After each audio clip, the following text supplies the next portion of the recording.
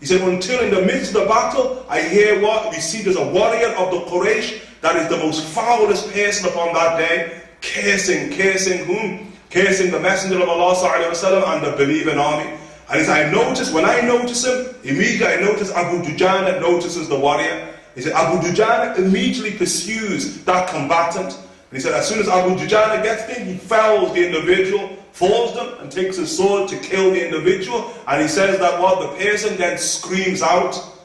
And then Abu Dujana takes his sword and lifts. The person was wearing the helmet and the mask, lifts the face, and it was Hind. It was a woman, Hind, the daughter of Utbah.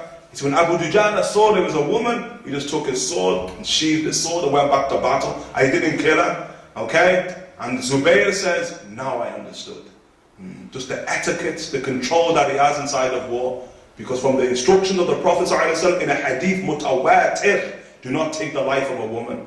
Don't take a life of a woman inside of war. Kill no women, kill no old men, kill no children, cut down no trees, burn no vegetation. Hadith mutawatir, the Prophet ﷺ gives us the ethics of war in and of itself. Which many of the ulama, radiallahu ta'ala anhum wa ardahum, on those ahadith, that they were the hadith the Sahaba were preserved, we can ask the question about the validity of modern day warfare. Is the type of warfare that human beings fight today, conventional warfare, is that something which is permissible ala shari'atul mutahhara?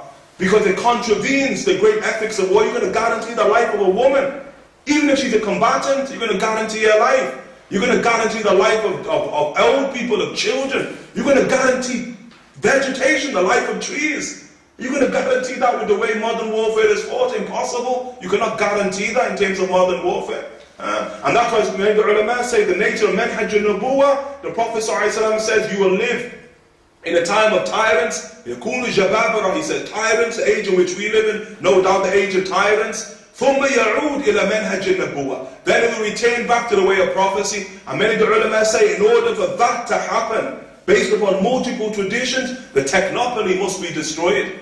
The nature of the modern age must come to an end, so that it reverts back to traditional warfare that will be engaged at the end of time with Isa the son of Mary alayhi salam, so that it's upon the ethics of Islam. Modern warfare cannot be upon the ethics of Islam whatsoever. And that's why some of the great people who understood that reality, and there are great people who understood that reality, who've achieved without war what Muslims have not achieved with war. Like those people from Hadramaut had all that. From Hadramaut, they understood break the sword. Faqih al-Muqaddam broke the sword. War's over, and it was over until the coming of the Mahdi at the end of time. It's a different type of warfare. It's da'wah. You want to know where da'wah is in fiqh? Bab al-jihad, in the chapter of warfare. It's a different manifestation of the reality of jihad that takes its place until we can return back to manhaj al-nubuwah, the real way of prophecy. And that's something that we counsel ourselves and counsel everybody else. Don't compromise your relationship with the Messenger of Allah sallallahu alaihi wasallam. Don't disobey him.